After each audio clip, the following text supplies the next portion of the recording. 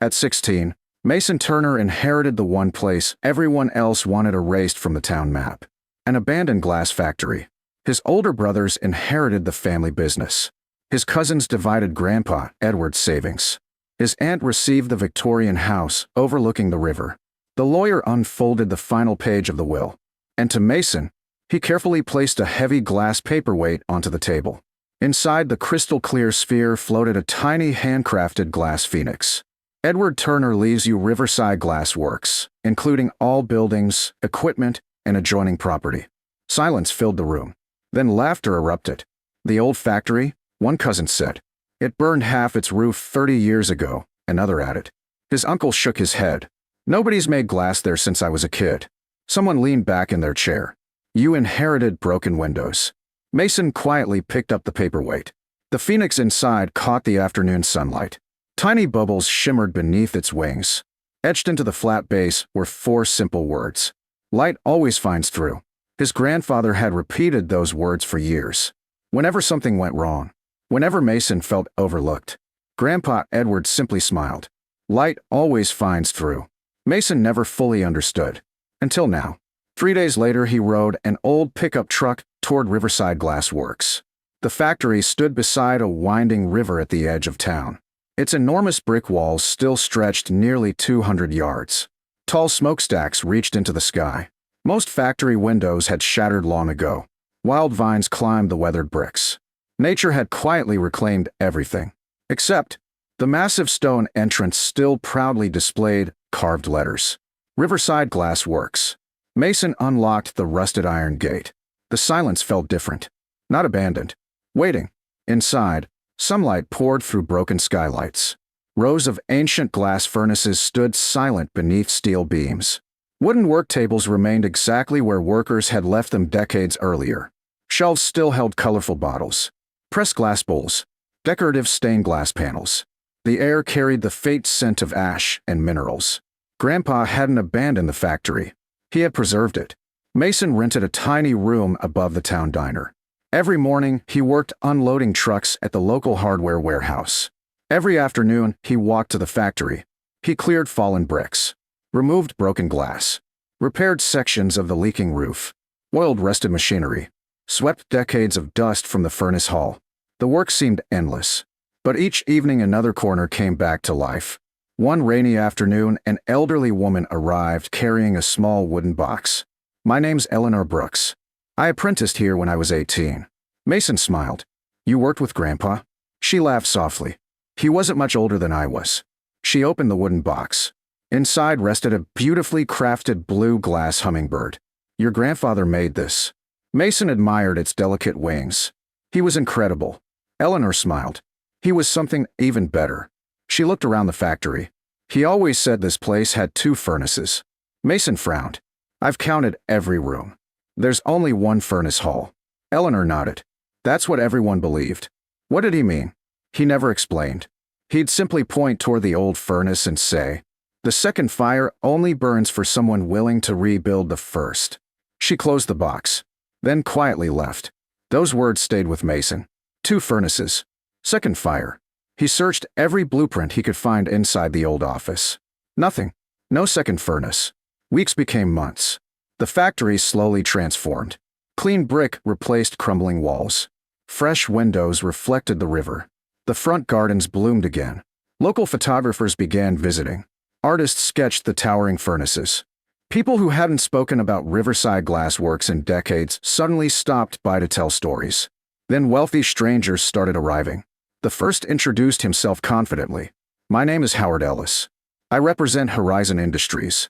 He slowly walked through the furnace hall. We're interested in purchasing the property. It isn't for sale. We'll offer $16 million. Mason almost laughed. For an abandoned factory? Howard smiled politely. It has exceptional historical value. No. Howard glanced toward the enormous central furnace. One question. Has the furnace been relit? No. I understand. He handed Mason a business card. If that changes. He walked away. Within 3 weeks, 4 more buyers appeared. 19 million. 23 million. 28 million. Every one of them asked exactly the same question. Has the main furnace burned again? Now Mason knew. They weren't buying old bricks. They were waiting for something. Winter arrived. Snow settled across the factory roofs. At last, after months of repairs, the main furnace was safe enough to operate. Glassmaking specialists from a nearby museum helped Mason carefully inspect every stone. Everything passed. Late one afternoon, Mason prepared the first ceremonial firing. He lit the burners. Slowly, the great furnace awakened. Orange light spread through ancient firebrick. Heat shimmered across the hall. For the first time in nearly 40 years, Riverside Glass Works glowed again. Visitors outside applauded. The roaring fire grew stronger.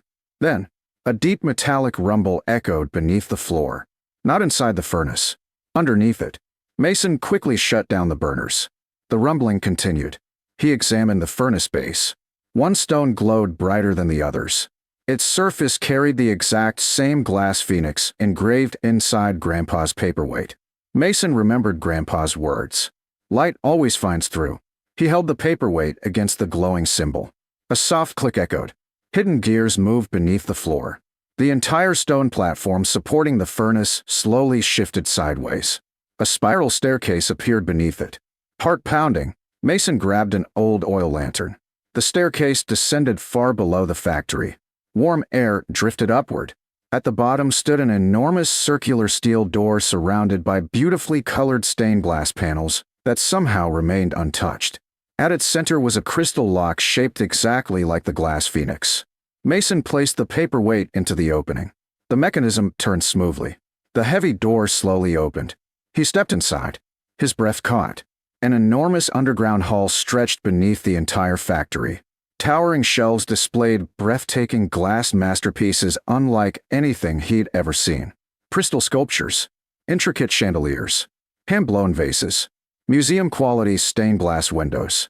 Thousands of extraordinary works filled the chamber. At its center stood a magnificent glassmaker's bench. Resting upon it was a sealed envelope. Across the front, Grandpa Edward had written 3 words. For Mason only. Mason carefully opened it. The first sentence made him smile. If you're reading this, then you restored Riverside before asking what it was worth. He whispered softly. You knew? He continued reading. The glass factory isn't your inheritance. At that exact moment, somewhere beyond the glowing gallery, hidden machinery began turning. An entire wall made of shimmering stained glass slowly rotated open. Behind it, another secret chamber began to reveal itself. The stained glass wall completed its slow rotation. Warm light spilled into the gallery. Mason stepped forward, lantern in hand. The second chamber looked nothing like the museum behind him. There were no sculptures, no chandeliers. Instead, hundreds of wooden cabinets lined the circular room. Each drawer carried the name of a person, a family, or a town. Framed photographs covered the walls. Children proudly holding their first glass creations. Factory workers standing beside blazing furnaces. Entire generations smiling together. At the center of the room stood a circular table made entirely of crystal-clear glass. Another envelope rested upon it. Across the front, Grandpa Edward had written, "Read this last." Mason unfolded the letter. If you've reached this room, then you've already learned the first lesson. Glass is never strongest while it's in the fire. It becomes strongest after it cools. He slowly looked around. What was this place? Edward's letter explained everything. For over 50 years, Riverside Glass Works had secretly done far more than produce beautiful glass. Whenever the factory trained a new apprentice, Grandpa also recorded that person's story. Their struggles, their dreams, their families. Many had arrived with nothing. Some had escaped poverty. Others had lost parents, jobs, or homes. Glassmaking had simply given them a second chance. Grandpa preserved every story.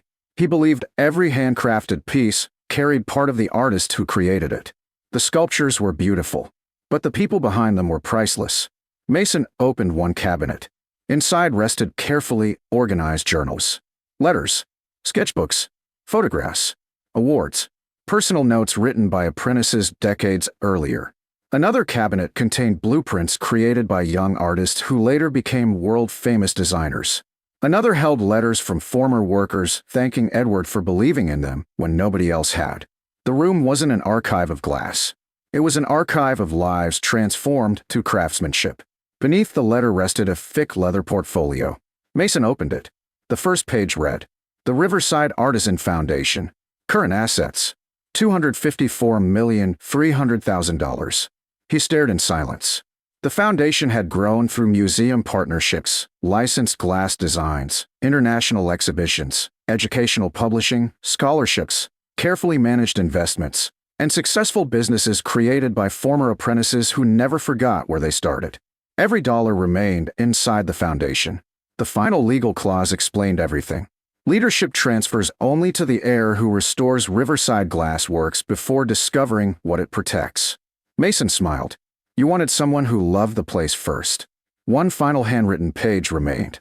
My dear Mason, people believed I spent my life making glass. I didn't. I spent my life helping people discover what they could become. The glass was only how we started the conversation. Mason remembered something from childhood. He had once shattered a small glass ornament while visiting the factory museum. Terrified, he'd expected Grandpa to be angry.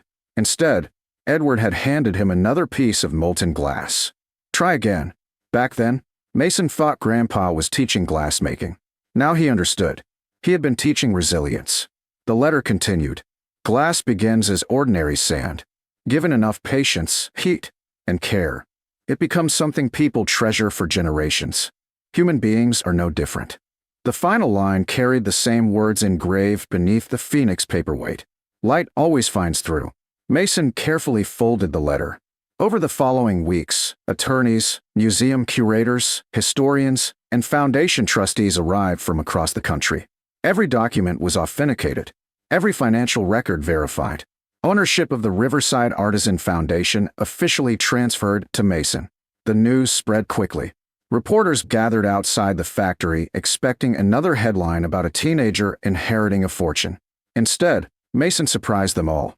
The money stays in the foundation. A reporter blinked. You aren't taking it. I already have what Grandpa wanted me to inherit. And what's that? A responsibility. Construction began the following spring. The restored furnace hall became a working glass studio once again. Visitors watched master artisans shape glowing molten glass. The underground museum opened as the Edward Turner Glass Heritage Center. The hidden archive became the heart of the foundation. But Mason added one thing Grandpa had always wanted. Every summer, teenagers who couldn't afford art school received free apprenticeships. No tuition, no fees, only one requirement. Work hard, help the next person.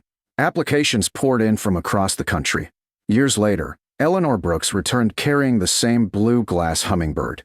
She stood quietly watching dozens of young apprentices learning beside glowing furnaces. You found the second fire. Mason smiled. It wasn't another furnace. No, it was the people whose futures started burning here.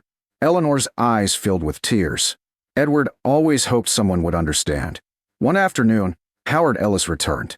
He slowly walked through the bustling factory. Students shaped brilliant blue vases. Families admired historic glass masterpieces. Researchers studied journals below. Howard unfolded another purchase offer. $60 million. Mason smiled politely. You still think you're buying a factory? Howard looked around. What else is there? Mason led him downstairs. A young woman carefully held the first glass bowl she had ever completed. Nearby, an elderly craftsman smiled, while teaching a child how to gather molten glass safely. Across the room, a family discovered photographs of their grandmother, who had apprenticed there 70 years earlier. The little grandson whispered proudly, "She made these." His mother smiled. "She did." Nathan? No. Mason smiled quietly. This is what the factory produces. Howard looked around for a long moment. Then he folded the offer without another word and walked away. Near the entrance, Mason placed Grandpa Edward's crystal phoenix paperweight inside a glass display case. Beside it rested the original foundation charter and Grandpa's final letter. Carved into polished walnut beneath them were 4 familiar words. Light always finds through. Visitors often asked what priceless treasure had been hidden beneath Riverside Glass Works. Some expected diamonds. Others imagined rare crystal worth millions. Mason always gave the same answer. The greatest treasure wasn't hidden beneath the furnace. It was hidden inside every person my grandfather believed in before they believed in themselves.